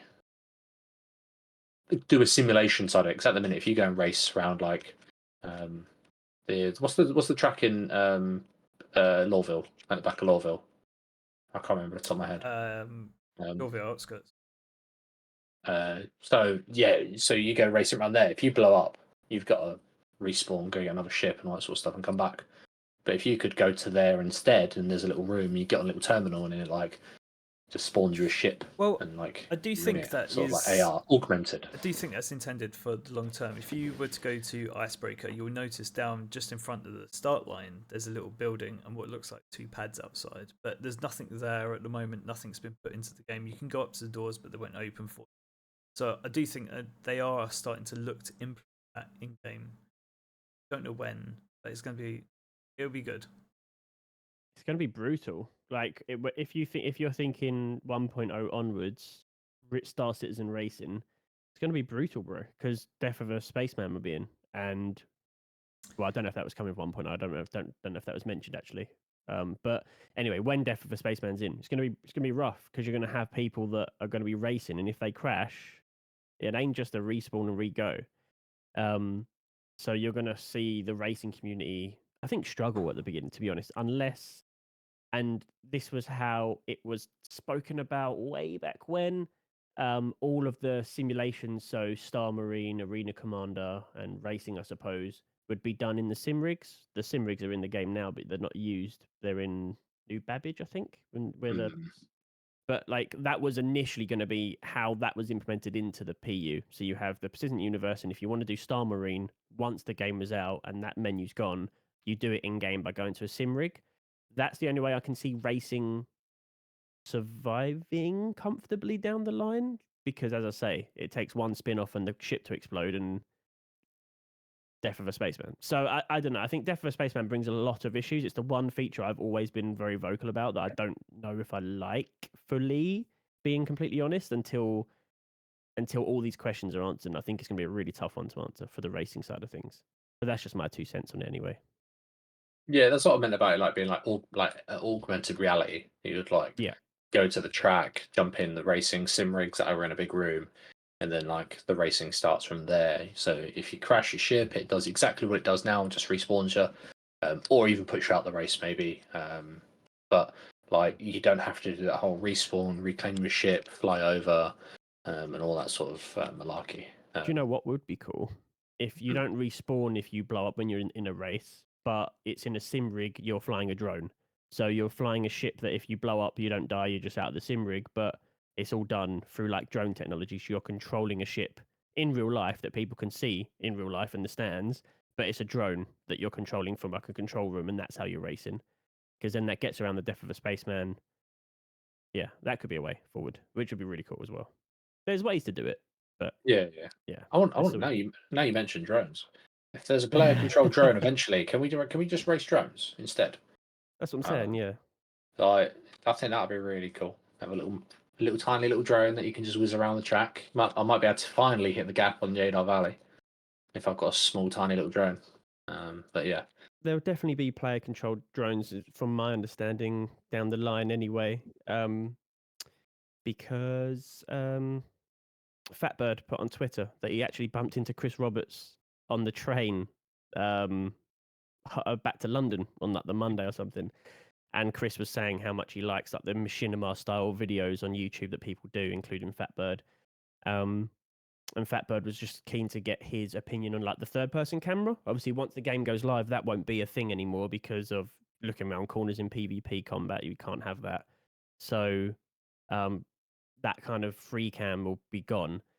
But the one way around it that I was mentioning to Fatbird is just have a player controlled drone, like a little pop up drone, similar to like Ghost Recon kind of games, whatever, that you just pop in the air and then you can go, or even Rainbow Six Siege, but like a flying one that you can then use to get those shots and those camera angles from Machinima. So then you don't lose that ability. It becomes like a feature in the game, like something you have to carry with you. That would sort of negate that issue, I think. So yeah, I think that will happen. But again, that's just a guess at this stage. yeah. So, question to Dan from Beam Saber, who's been waiting quite a while. What is your favourite part of working at? And it's not the pastries. So it changes depending on the phase we're at in the production pipeline. So, and also what time of year it is, because like different parts of the year like bring out different like positives. So at the moment, the best part of the year is like this stuff is the fact that we get to show our work to the community, like get revealing the Polaris properly, and the excitement for players to get hold of that. That's what this part of the year, that's the best part. And then the next best part, going on after this will be I'll be starting a new ship. So the planning stages, getting excited, thinking about what ideas I can contribute. Like it's cool seeing like the flying, floating cube in space and just like the players very rarely get to see that. So as a dev, it feels like you seeing like this flying like mess of geometry that players probably would have like a billion things to say about, and you as a dev know it will look good in the end. Like you're fully confident that it will look good, and you're like, oh my god, this is gonna. I have pictures of the Polaris flying around when it was like strapped together with duct tape and like had no textures on it, and like the thrusters weren't even attached. You know what I mean? And that that's like really cool seeing like the proper game dev side. Um, and then after that, it usually then just becomes about the team and my colleagues, because that's when you're like properly in the trenches, like getting into work, and then that's when like everyone needs to start helping each other, pulling together and collaborating, and that's when the best of your team comes out when you're working with them. And I love that, like the team culture. And usually, like you're not working with the same people every ship either, so like you get to know new people on the team in different ways. And then that cycle kind of continues. So like Fleet Week is usually when a lot of ship releases happen as well. So usually that gets quite exciting. And then there's always like the ship releases in between. So maybe you're sitting in one of them, and there's always something going on. And I think that's the best part, having the kind of trifecta between you're making spaceships for a video game. That video game is played by a very passionate community who are really grateful for everything people do. And then the team you're doing it with are insanely talented, and they're also amazing friends as well. So those three things together create like a very, very positive like workplace at CIG, and then it ultimately like feeds into like having quite a happy life. You know what I mean? Having those three things is really Mm. helps you feel fulfilled. Off the back of that, sorry, go on, Pete. And as we spoke about before, so like with the community spirit that surrounds the game and the passion that you see come from the community, all the positives it brings to it must make the whole package feel rather complete when you have a job where you feel that respected and adored by the community. I'm definitely not adored. Like, I mean, there's someone in chat now asking me to finish the Orion. You know what I mean? And He's I and can he's appreciate kidding. that comment though. and someone else like put a picture up of me like, oh, make Dan do the Banu Merchantman, and it's like you could have like so. It's weird being quite player facing, but I obviously I enjoy it because it allows me to extract more positive energy out of it. You know what I mean? It's really cool interacting, and I think yeah, I don't know. It's just a really cool dynamic. Off the So back of that, can I ask yeah, you, as an artist, what do you think is the coolest manufacturer style, as like a purely that's as an that. artist? Gattack. Yeah, That He's guy's a he's heathen. biased. He's wrong. It's sorry, Drake. Gib Raylan, John. Gib Raylan, Ben. I just want to make the Raylan one. It looks so fucking cool. I've got one in my hangar, so yeah, I couldn't agree more. That thing looks incredible. Gattack is Looks amazing, and it was really. I think one of the reasons I like it a lot as well is it's I was part of like the first time Gattack was put in the game, so I got to see the first brand nice. pass, the first UI pass, the first texture pass, the first everything. Establishing that first one to like set the standard going forward was really cool. I love the transformative nature of Mm. everything Xi'an. Like the Santoki Eye and the Scout? I don't know what it's called, the Cartual or something. Oh What is it? yeah. The one like the diamond thing, the one that looks like a star. I love how Xi'an like just Yeah. transforms. So, um, human wise, my favorite art style is probably Mirai, and that's also biased. But I used to like Misk a lot. I think Misk's got a really clear art direction. I think RSI, Anvil, and Aegis is like a bit too blurry between the three. There is clear differences, but um, I think I used to work on Formula One, so when I saw the Mirai Razor for the first time, I was like, "This looks so sick." Drake needs an honorable mention. To be fair, Drake is awesome, but I haven't worked on Drake, so I haven't got the same level of appreciation for it, because I haven't been in it. You know what I mean? One day, Dan. One day. Hopefully. Hopefully. But I'm gonna. To be fair, when I first met you, I kind of hated on the Sulan bit. That I hate on the Sulan, just so you remember me. But I can appreciate now looking at it. And after actually chatting to you a few times, kind of like understanding and appreciating like the graphics or design side of it, the fact that it's got like bespoke materials on the outside, like all like the marbling, and like we were chatting before about if it gets a paint done, it will need like bespoke work to get that paint to work with the Gatta, with the Sulan. I can just appreciate it. It looks so It's cool. also the only ship in the game that has, and it's one of the only places in the game, locations as well, that uses the building blocks 3D cards technology to do all of its buttons. So you know when you interact with the lift and it will like animate and like flashes and all the buttons Yeah. have like and it has like that 3D holographic effect. That was really hard to do, and I think it was like a stretch goal. We had to try and do it, and I'm so glad we got around to doing it because at the moment there is no other place in the game I think where you can use buttons in that way. The only time I think the most common place people see it is the caution stripes when like you use the hangers. But it's the same technology as that, but everything else just uses like a basic like click screen. And I was like, no, that looks a bit shit. We're gonna make sure this alien ship doesn't look like a human's got a tacked on screen or generic button. It's supposed to feel alive, wasn't it? And I think that gives it a good sense of like being alive. So I am biased, but I have evidence to back me up as well. Yeah, no, that's fair. I was going to say, I'm very glad to know that you'll most likely be someone working on the railing as well. I don't know if they'll let me do that, but you can guarantee that when they're planning to put people on the railing, if I even get a sniff that's being planned, I will be in the office going, let's get the old band back together. Let's get Lloyd back at SIG. Let's bring him back in. Let's get this sorted. Yeah. Do not tell me when that happens because I will won't. be Don't worry. so annoying because I just want to see that ship. I love the look of it. Going back to that we've spoke plenty of times before though. If you get offered the chance to build two ships and one of them's the Raylan, but the other one's the Kraken, Stop with the crack. Anything great. I'd probably do the railing because I'd finish the railing in time to help on the Kraken. Oh yeah, fair. Okay, yeah, tactical. Yeah. Okay, I can appreciate that answer then. Yeah, no, awesome. Oh, Is this the part where it comes down? oh, The one of Polaris the is docked initially. The Kraken pops out the floor. It's such a cool scene. Yeah, man, Delamar looks great now, doesn't it? We're going. There's got to be something coming. And then you see the shadow move, and you're like, oh.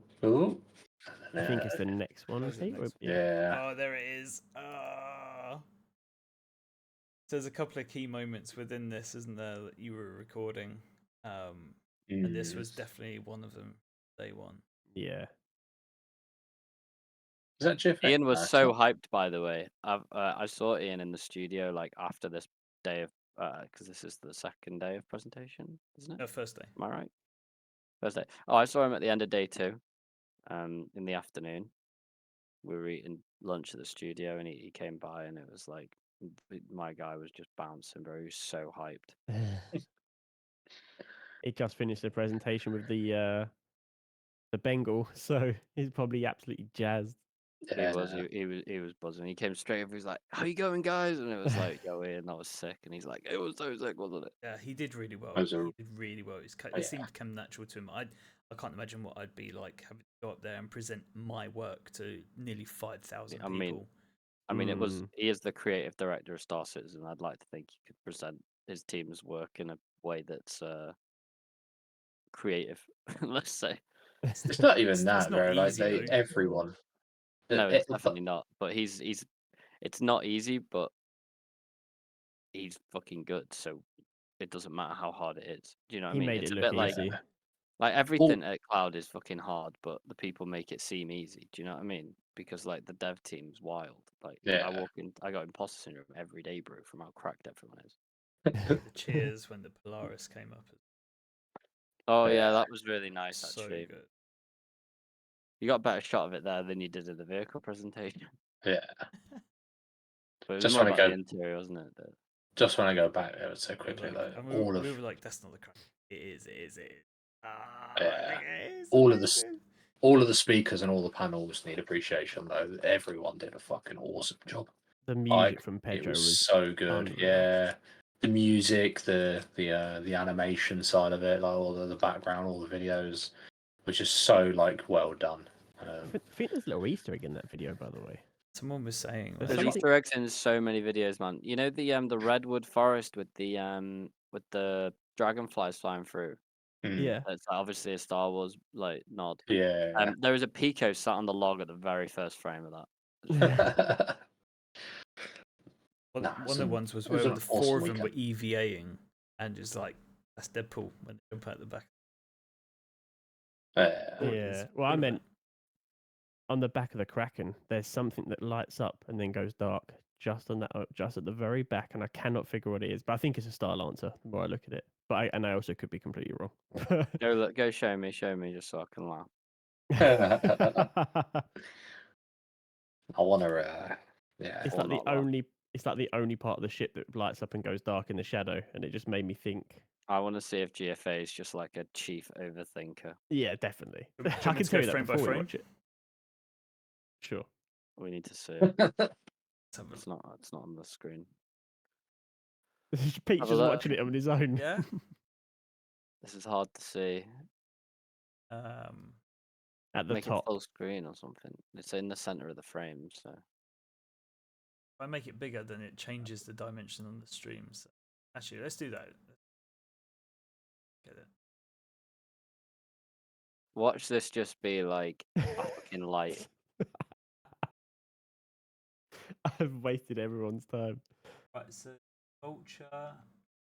At the very top, when it crests out, something lights up and What then is goes that? dark What for is that at no. the back?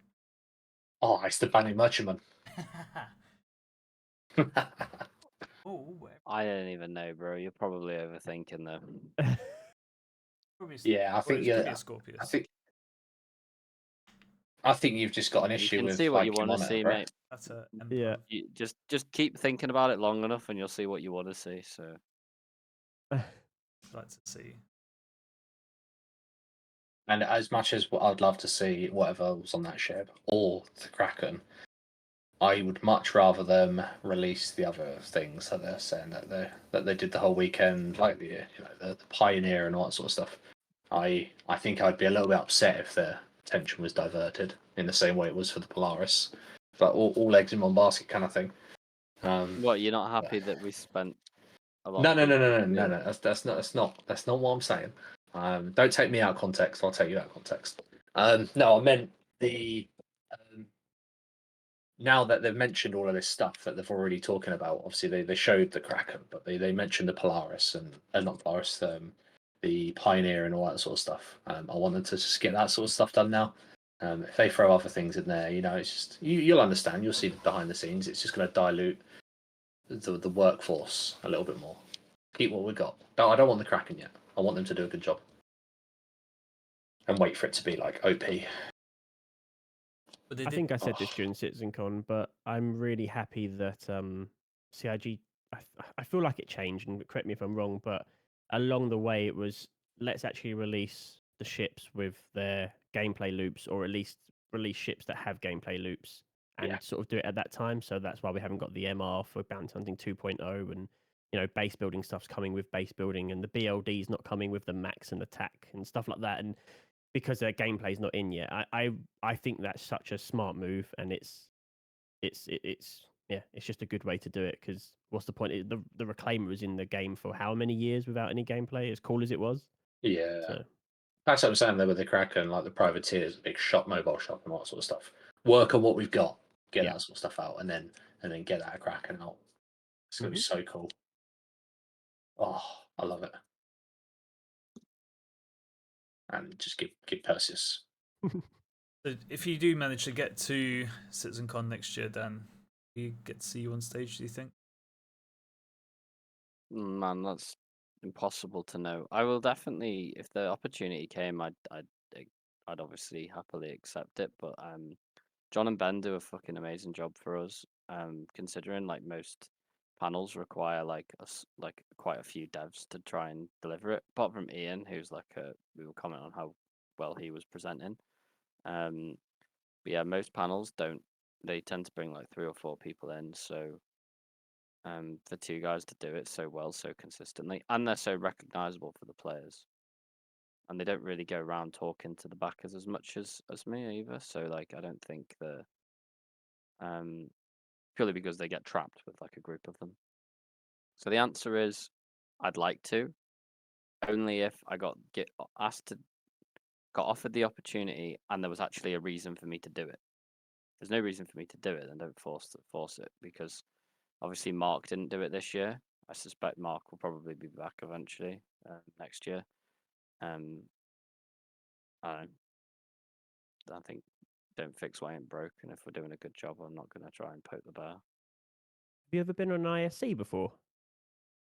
Yeah, I've been on like 5 or something. Damn.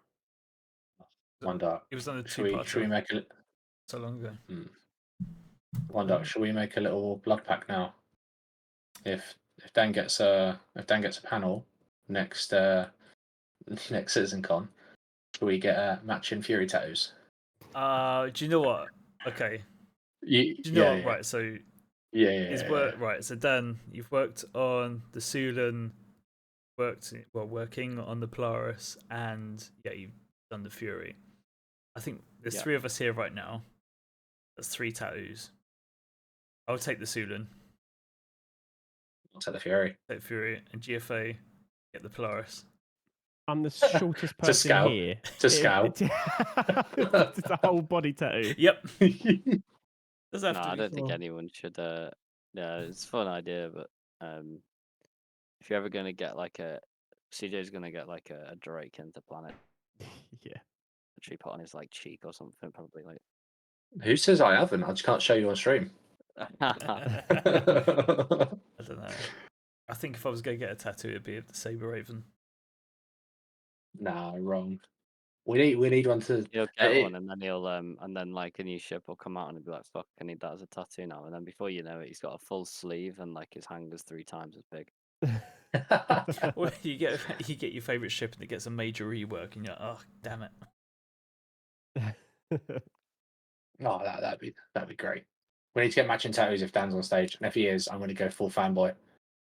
I'm We gonna love you, tell Dan. Ben and John that you guys have said that on the record, so that they Yeah. just bring me on for like 2 seconds to go. We're just bringing Dan on. Just so. Do you know what? Yeah, I would no, honor that. what- I'd respect that so much. Yeah. That would be such an Yeah. amazing. Well, I've agreed, but I'm only doing it if One Dark agrees as well. Yeah. Yeah. Yeah, I'll do cool. it. I'll do it. I ain't gonna ask GFA. Obviously, he's only small, so a tiny little tattoo would take up 90% of his body. As long as Jared's commentating on it whilst it's happening, then we're fine. Yeah. Could do the next, Sound. that QD live whilst we're getting them in the tattoo parlor. Oh, we need to get Dan down there so he can sign the Fury. I Do could it sign, live. you, The tattoo I could Ben. sign your tattoo. Yeah, sign the tattoo off. Seal of approval. That'd be brilliant. Yeah, 100%. That's it. On record, clip it. Right, I've made you wait Save it. almost 2 hours. GFA, where did you get your Udi like thing from? Oh. Why? I was actually TikTok, going to bro. ask. A TikTok, really? Oh, okay. TikTok shop. Yeah, Looks it's a good. TikTok shop purchase right here. Looks good. It looks it. That's unbelievable. Some of the TikTok purchases are the best, aren't they? I didn't realize people actually bought stuff from that place. There's some not bad stuff on there, you know. Because I wanted an Udi and they're like 80 Evidently. quid. Some of them are. Some of 80. the things are just wild, but then some of Yeah. it's outrageous. What? 80 quid? Like 80? Yeah. The Udi thing. Like, I think it was on What? sale for like 60, but that's still ridiculous for is that Alpha UEC or actual like in real life money? 80? Like £39 on the site right Nah. now. Well, okay, well that's because they're on sale. They weren't on sale when I looked. I mean, WK, it could be like children's Udi starts from like, but yeah, 39. 65. Yeah, 65. Some of them GF they were 65. GFA bought a children's one. He doesn't need a big one. All right, I don't know why I'm suddenly catching so many strays. Yeah. Unbelievable. But I think it's getting to that time of the night. That's what it is. if your missus isn't watching, then these make great Christmas presents. And also, it means you can turn your thermostat down.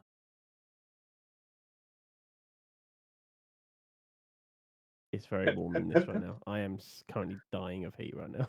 If Hyperion would be here, he'll be asleep by now. Yeah, he fell asleep, didn't he? On stream. Oh yeah. Talking Oh, of the well, merch, though, there was some pretty tasty merch going down, wasn't there? Don't stop reminding me. Really wanted that bomber jacket. I'll wait for it to turn up. Ugh. It was either we donate 2.5 hours to queuing up, missing out on stuff, or we got the jacket. Did you order one, CJ? No, I didn't get a jacket, but I got everything else. Okay. I did the same. I'm refreshing that bomber jacket. I know it's never going to come back in stock, but on the off chance it does, I'm buying it immediately. Yeah. Yeah, nice. It was really nice. There's But I think all the blackout stuff was equally as nice. Yep, I've got blackout hat and I bought the Pico and the Decimat as well. got the only thing that's not on here that I kind of wanted was the little kind of wristband thing for like your keys. I was like, oh, am I going to queue up or not? No. Well, my Pico needs a friend, so I bought another one. Dan's like, I can't. My PK's back there, man.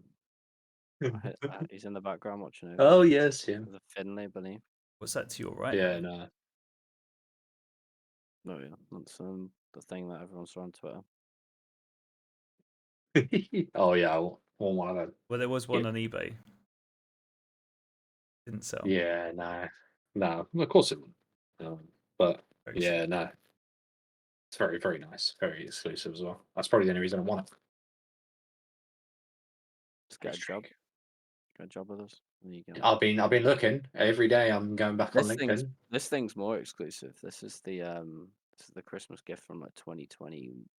Oh yeah, that's the Microtech one. That one has sold, I believe, previously. Yeah, that's very nice. That is I like really Microtech, so I'm keeping all of it.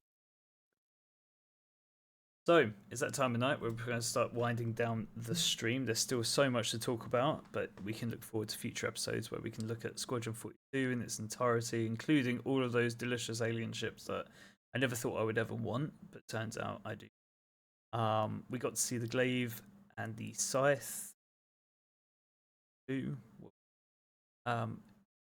Were just not long ago, and now I've forgotten what it's called. Rework with the new exterior. They look amazing as well. And yeah, there's a lot more to cover in chat. Any last comments or questions from chat? Just like to take the opportunity whilst they come in to thank you, Dan, for coming on.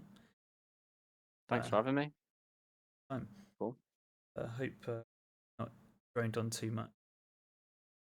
I'm tired, to be fair, but so sorry if I've been a bit quiet. It's not a reflection on you guys. It's just been a busy weekend, as we just spent the last hour and a half or so discussing. Yeah, that was a very good weekend. Oh, I'll throw a quick one in there though. The alien ships. Do you know the one that isn't isn't in the concept side of it? The heavy fighter one. Yeah, look cool. I want to see that. Yeah, that's cool. I want to see that in the store. But next time, we do that next time. Yeah. As a frame by frame analysis. Next one. As a question, the almost to scale Hornet going to end up? Don't know. Probably a scrapyard, to be honest. It's going to be a pain in the ass to move anyway. It's going in Chris's back garden, mate. I don't know what you're talking about. Some kids climbing over it. I would. I mean, obviously, I assume the company owns it, rather than Chris himself. But I would. It'd be lit up in my back garden like a garden ornament piece, like a big fountain. Incredible. Imagine that. Pretty cool. Right. Okay, so there's nothing else coming in from chat, so I think it's fair to say we're going to end it there. Thank you everyone for checking in with us. And so many of you regular. We appreciate your support, and we look forward to seeing you again in the future on Match. Bye, guys. Peace. Bye.